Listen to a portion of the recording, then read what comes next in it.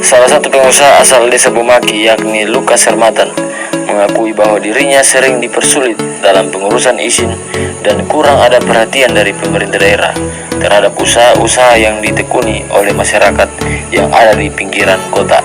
Bahkan bantuan dari Pemda kepada usaha yang ditekuninya pun tidak pernah tersentuh selama pengembangan usaha di desa pinggiran kota. Dari pengalaman yang ada, Lukas meminta kepada pemerintah daerah untuk selalu memperhatikan masyarakat lokal yang berkeinginan dalam mengembangkan usahanya ke depan agar bisa mampu bersaing dengan pengusaha-pengusaha dari luar daerah yang ada di Kabupaten Kepulauan Tanimbar. Lukas berharap kepada Pemda dan anggota DPRD agar ke depan nanti jika mendorong untuk memberikan bantuan kepada masyarakat dalam melakukan pengembangan usaha dapat diberikan sesuai dengan usaha yang ditekuninya, agar pemberian bantuan usaha tersebut tidak hilang percuma, namun benar-benar diterima dan dipergunakan untuk pengembangan usaha dalam membantu masyarakat lain pinggiran kota. Selamat siang Bapak. Selamat siang. Kami dari Rutan Berni. Kebetulan kami melewati desa Bomaki dan melihat usaha Bapak ini, kami sekedar menginteri mau bercakap-cakap terkait dengan pengembangan usaha Bapak. Ini kira-kira seperti apa atau sejak kapan Bapak mengembangkan usaha perbengkelan maupun sejak kapan Bapak terkenal? Terima kasih. Jadi terkait pengembangan usaha, jadi mungkin saya bisa sedikit menceritakan kronologi dari awal terkait usaha saya ini. Jadi saya ini awalnya pekerjaan saya sebagai driver, sopir. Dan selama berpuluh-puluh tahun kita bekerja sebagai driver, kita bekerja kepada orang. Saya merasa bahwa tidak ada kemajuan karena setiap bulannya kita gaji habis. Kemudian saya sempat bekerja di toko, jadi ada juga lama beberapa toko besar saya kerja. Kemudian di situ terakhirnya ada satu majikan saya yang terakhir mengarahkan saya, Pak, sudah lama bekerja sama orang, coba berusaha biar bisa berkembang. Semenjak saat itu saya awalnya beralih menjadi seorang petani, dari driver menjadi petani semenjak tahun 2013 saya beralih menjadi petani sayur yang tanaman budidaya, sayur-sayuran. Mulai dari situ, tapi di samping itu saya masih bekerja di toko. Kemudian saya mendapat arahan dari teman-teman, melihat teman-teman yang dari jauh seperti yang abang-abang dari Buton.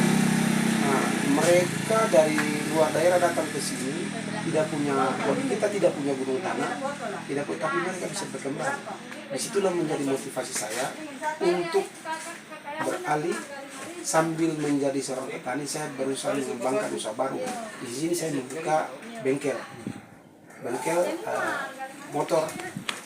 Ya, karena sesuai dengan profesi saya di awal, saya seorang driver, tapi bisa juga merangkap mekanik. Kemudian saya mulai buka bengkel dari tahun 2020. Motivasi yang saya buka bengkel karena kita di kampung ada beberapa saudara-saudara saya, adik-adik saya yang punya bengkel juga, mereka mendapat bantuan. Tapi bantuan itu entah dari desa, dari DPR, dari pemerintah daerah, tapi tidak digunakan. Jadi bantuan itu habis saja. Untuk itu saya mulai motivasi diri saya untuk membuka bengkel tambal ban motor ini sampai sekarang saya masih bertahan. Dan itu lewat modal awal, dari modal kecil-kecilan dari hasil penjualan sayur-sayuran. Dari pekerjaan saya sebagai petani sayur, saya berusaha beli kunci-kunci sedikit-sedikit, ya tambal ban manual pakai pompa tangan, sampai akhirnya kemarin ada satu anggota dewan yang memberikan bantuan kepada paman saya, tapi tidak lengkap. mungkin tercecer. Jadi saya berusaha bekerja sama dan kita mengembangkan usaha ini sampai kami bisa membeli peralatan yang baru. Nah, kemudian daripada bengkel, setelah selesai bengkel ada yang mengajak jangan cuma jual bengkel, kita berusaha sampai ada spare part juga kita tambah. Jadi dulunya kita sampai tenaga sampai akhirnya bisa kita berkembang, kita ada pakai karyawan 1-2 dari tambal ban sampai mesin. Dari usaha bengkel ya dari tahun 2020, 2021, 2022 kami melaju lagi untuk membuka satu cabang usaha kecil lagi, kios sembako. Nah, itu yang dari kios sembako saya buka dan motivasinya dari saudara-saudara saya dari luar daerah seperti Buto.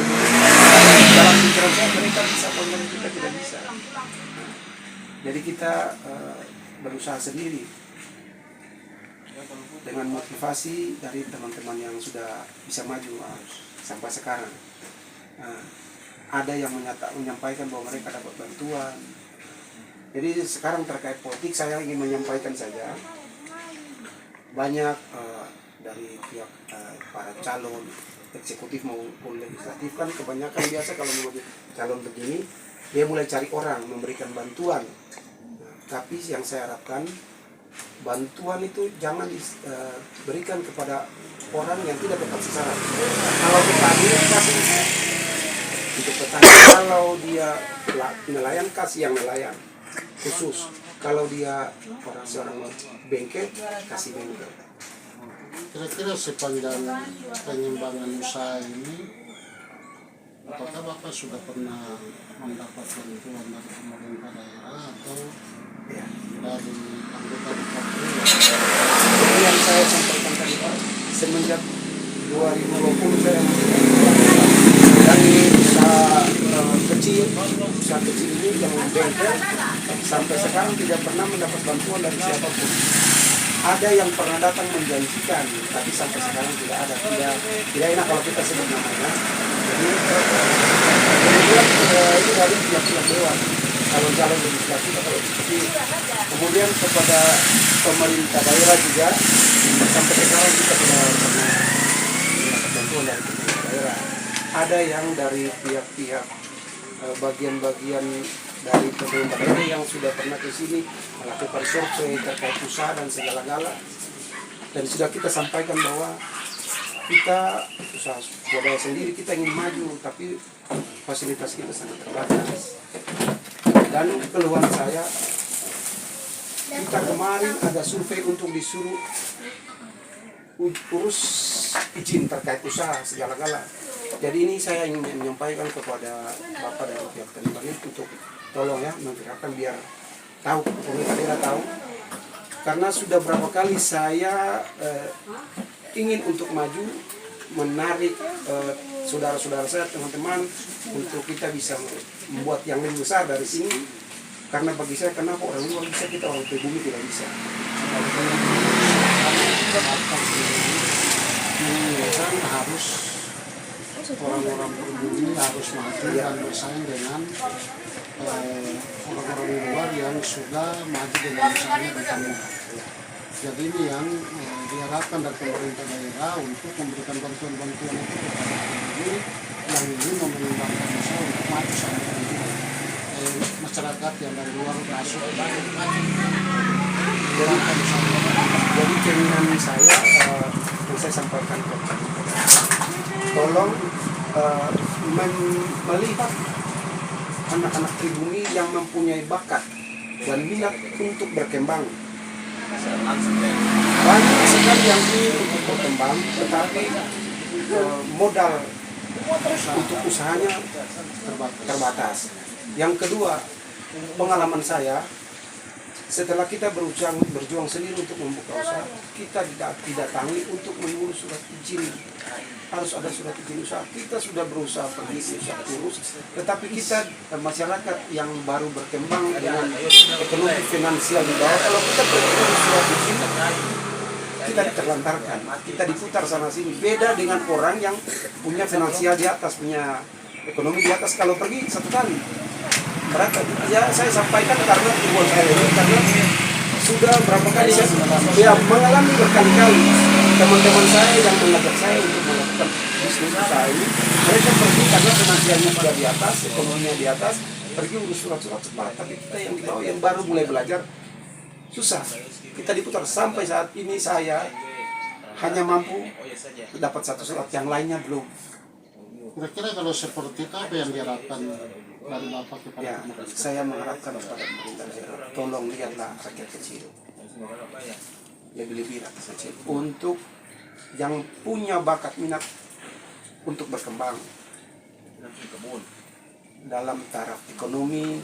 Banyak sih, bukan saya sendiri, tapi banyak yang ingin, cuma ya punya pemikiran itu terkendala karena banyak teman yang pergi. Kami sudah pergi urut tapi kami diputar sana sini. Yang lain bisa berkata kita mau pergi, akhirnya dari keinginan untuk berkembang tidak bisa. Jadi mengharapkan kepada pemerintah daerah, tolong lihat kami pengusaha kecil di kampung-kampung pribumi, karena rata-rata masyarakat yang jauh dari perkotaan perlakuan ekonomi terbatas di kampung. Jadi berkembangnya di kampung, kalau mau bersaing di kota susah. Untuk itu tolong melihat kami rakyat kecil yang ada di kampung-kampung yang melakukan bisnis usaha kecil, tolong jangan dipersulit. Karena sampai sekarang ini kan dari pemerintah daerah sudah menurunkan orang-orangnya untuk survei segala-gala sampai ke kampung-kampung. Untuk itu saya minta kepada pemerintah daerah, kalau boleh, ketika orang kampung, orang kecil yang dari kampung pergi datang surat usaha dan segala, tolong dilayani dan dipercepat, dipermudah, jangan dipersulit. Itu permintaan saya. Jadi terakhir Pak, saya mau tanyakan, setelah pengembangan usaha dari tahun 2013 lalu kebetulan dibuka tahun 2020, bagaimana sih bisa digambarkan pendapatan dari tahun-tahun mulai usahanya dikembangkan sampai saat ini? Kira-kira pendapatannya seperti apa setiap harinya? Jadi begini Pak, dari saya menceritakan terlebih dari saya sebagai petani sayur. Dari tahun 2013 saya mulai menjalani usaha perkebunan tanaman budidaya sayur. Ya berjalan umumnya berjalan sampai usaha bengkel dan usaha kios saya. Saya merasa dari setiap tahunnya kita itu berkembang. Namun pada tahun 2023 ini sumber pendapatan kita sudah sangat di bawah. Yang per hari kalau kita di bengkel perharinya, ya di kampung lah, perharinya bisa 100.000 per hari. Sekarang 50.000 kita tidak sampai. Padahal di kampung ini kan cuma 1 sampai 2 bengkel yang jalan. Sementara usaha saya sampingan sebagai untuk sembako, yang dulunya sehari kita bisa sampai 5 juta. Dari tahun kemarin sampai awal tahun 2023 menurun sampai 3 juta. Sampai sekarang akhir-akhir Agustus sampai sekarang ini ya pendapatan paling tinggi 1 juta itu sudah paksa.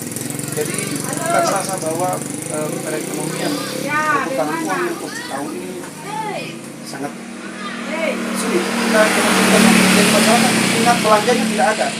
Karena satu, kalau yang bagi saya tidak tahu di kampung-kampung lain, tapi kalau di Bomaki sumber pendapatan Bomaki yang paling banyak itu batu. Karena di sini tambang batu terbesar, tapi tidak ada proyek.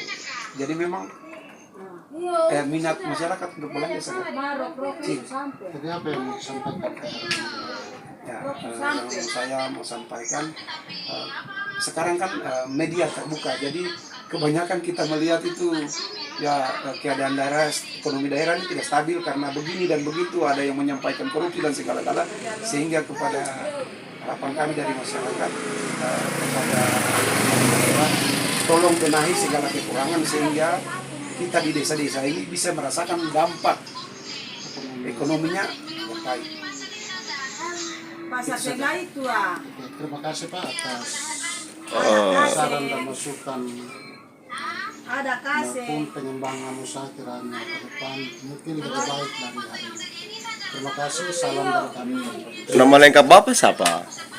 Nama lengkap. Nama lengkap Bapak Yosef Lukas Sermatan, biasa dipanggil Bapak Luki. Oke, baik.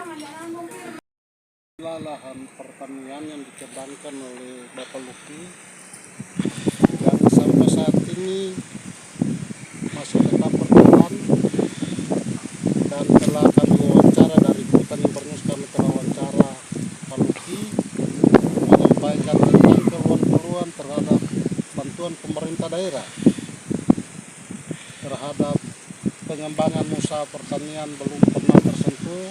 Mudah-mudahan dengan kehadiran Tanimbar News bersama Bapak Luki mendapat perhatian dari pemerintah daerah untuk bisa membantu masyarakat kecil yang berada di pinggiran desa yang bisa melakukan pengembangan lahan-lahan pertanian ini ke depan jauh lebih baik dari hari ini. Semoga bersama Bapak Luki Tanimbar akan dan bisa menjadi contoh buat petani-petani lain untuk bisa maju bersama petani-petani di Kabupaten Kepulauan Tanimbar. Terima kasih Bapak Luki atas kunjungan bersama. Dari Desa Bumaki, Kecamatan Tanimbar Selatan, Kabupaten Kepulauan Tanimbar, Yansko Boriat melaporkan.